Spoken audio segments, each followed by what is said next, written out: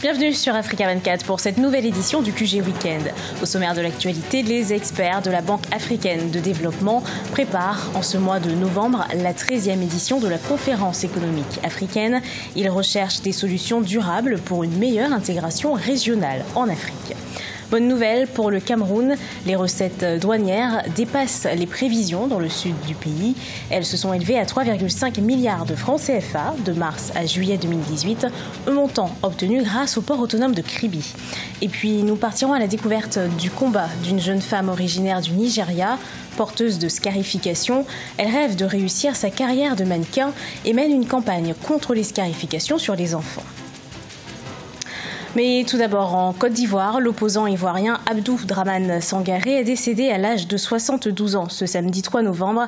L'opposant souffrait d'un cancer et avait été hospitalisé il y a 15 jours à l'hôtel Dieu dans le quartier de Treichville. Il était le leader de la frange du Front populaire ivoirien, resté fidèle à Laurent Gbagbo. Suite à l'arrestation de Laurent Gbagbo, Abdou Dramane Sangaré a boycotté toutes les élections ivoiriennes qui ont eu lieu après le scrutin présidentiel de novembre 2010.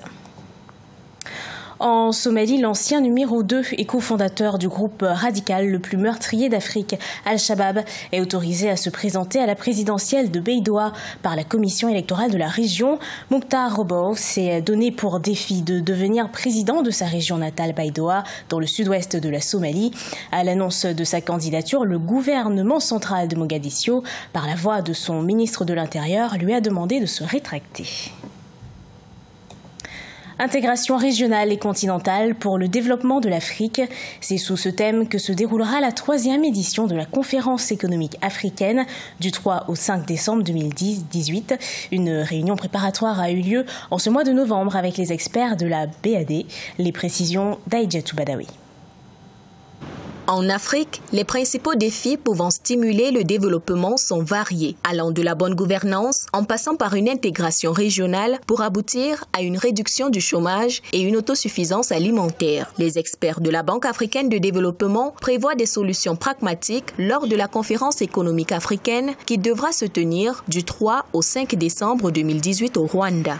Il est nécessaire d'intensifier les activités dans le domaine des infrastructures immatérielles pour faciliter l'intégration dans des domaines tels que l'harmonisation des politiques et des réglementations, la suppression des obstacles non tarifaires, l'amélioration de la logistique entre les pays et d'autres facteurs affectant la compétitivité de l'Afrique. Au sommet de l'Union africaine de 2016 au Rwanda, les chefs d'État ont présenté les copies des passeports panafricains, des passeports qui lèvent les politiques d'exemption des visas sur le continent. Mais à ce jour, 54% de pays africains imposent encore l'obtention de visas. Ces barrières tenaces perdurent du fait des intérêts colossaux attirés de chaque ancienne possession. Les métropoles auraient plus avantage avoir divisé ces nations sœurs. La circulation des peuples africains favoriserait la constitution d'un grand marché de l'emploi et des biens et services, représenterait cependant un danger pour les régimes monolithiques actuels, plus soucieux d'un pouvoir éphémère plutôt que d'un avenir durable et prometteur pour tous. En plus, la Banque africaine de développement voudrait introduire une nouvelle politique permettant aux projets régionaux d'allouer 10% de leur budget total aux inventions en faveur d'infrastructures immatérielles. Performance douanière au Cameroun. Dans le sud du pays, les recettes douanières se sont établies à 3,5 milliards de francs CFA de mars à juillet 2018. Une performance due au port autonome de Kribi, mis en service depuis 9 mois. Les précisions de Neilé Claudebessa. Le secteur douanier au Cameroun a mobilisé 3,5 milliards de francs CFA entre mars et juillet 2018. Cette mobilisation des recettes douanières a été réalisée grâce au port autonome de Kribi. En effet, depuis le 2 mars 2018, date de l'arrivée du premier navire à Kribi, les différentes structures de la chaîne douanière se sont appropriées des processus et procédures afin d'améliorer le service rendu aux opérateurs économiques. C'est le résultat de la confiance manifestée par les deux principaux armateurs, CMA-CGM et Nil Dutch, dans les capacités du port de Kribi à répondre aux besoins logistiques. Je souligne que pour conforter et amplifier cette tendance, il est annoncé pour les jours à venir une plus grande cadence des navires au port d'Omboro, avec un rythme de 4 voire 6 navires par semaine. L'amélioration dans la mobilisation des recettes douanières du port de Kribi se justifie également par le volume de marchandises embarquées et débarquées sur les quais de Kribi. D'après les données de l'autorité portuaire, ces volumes se chiffrent respectivement à 660 000 tonnes et à 502 000 tonnes du premier trimestre au troisième trimestre 2018. Si un effort est fait au niveau du transport, naturellement, je pense que les recettes du port de Kribi ne seront que grandissantes parce que le port de Kribi offre des meilleures structures en matière de l'exportation à grande valeur de tonnage. Malgré ces performances positives, la douane maintient la plus grande vigilance pour explorer de nouvelles pistes susceptibles de renforcer la compétitivité du port de Kribi. Pour mémoire, depuis sa mise en service le 2 mars 2018, le port de Kribi a déjà accueilli 190 navires de taille variée au 30 octobre 2018. Au Mali, face à l'augmentation des grèves et des revendications au sein de divers corps de métier, le Premier ministre Soumeilou Boubeimega a lancé une série de rencontres avec les syndicats, le secteur privé et la société civile. Objectif de ces rencontres, préparer la conférence sociale prévue en janvier 2019. Cette conférence a pour but de répartir de façon plus équitable les bénéfices de la croissance et de parvenir à la mise en place d'une trêve sociale. Symbole d'identité culturelle, la scarification peut être à l'origine de stigmatisation sociale. C'est une tradition pratiquée dans certaines régions du Nigeria et dans plusieurs autres pays d'Afrique.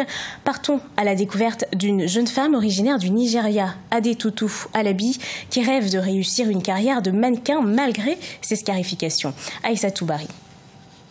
Adetoutou Oje Alabi est un modèle photo qui porte des scarifications, ces marques qui pour la plupart visent à montrer l'appartenance des personnes à certaines tribus. Aujourd'hui, la jeune femme utilise les réseaux sociaux pour susciter une prise de conscience. Je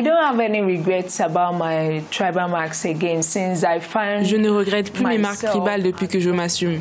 Dans la mesure où je les ai acceptées, il s'agit d'un élément culturel qui fait partie de l'héritage africain. J'essaie de vivre avec.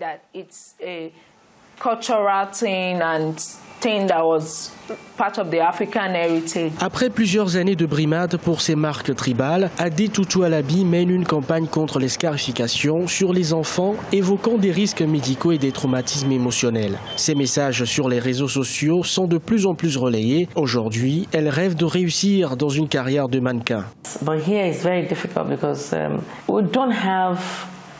Ici, c'est très difficile.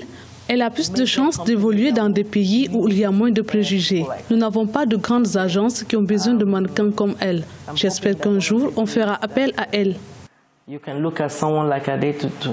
Un projet de loi visant à interdire totalement les scarifications a été introduit au Parlement nigérian, mais déjà dans l'état d'Oyo, la scarification d'un enfant est passible d'une amende de 5 000 naira, soit environ $14, voire d'une peine allant jusqu'à 1 an d'emprisonnement. Du sport à présent avec la Ligue des champions de la Coupe d'Afrique de football. En finale aller, les Égyptiens Al Ahly ont pris l'avantage sur l'Espérance de Tunis en s'imposant 3-1 ce vendredi 2 novembre avec 7 victoires, 5 nuls et seulement 3 défaites. Al Ahly se rapproche de son 9e sacre continental, mais l'Espérance de Tunis n'a pas encore dit son dernier mot. Le match retour aura lieu le 9 novembre à Rades en Tunisie. Ce journal a été préparé par l'ensemble de la rédaction. Merci de l'avoir suivi. Retrouvez dans un instant une nouvelle édition de l'actualité sur Africa 24.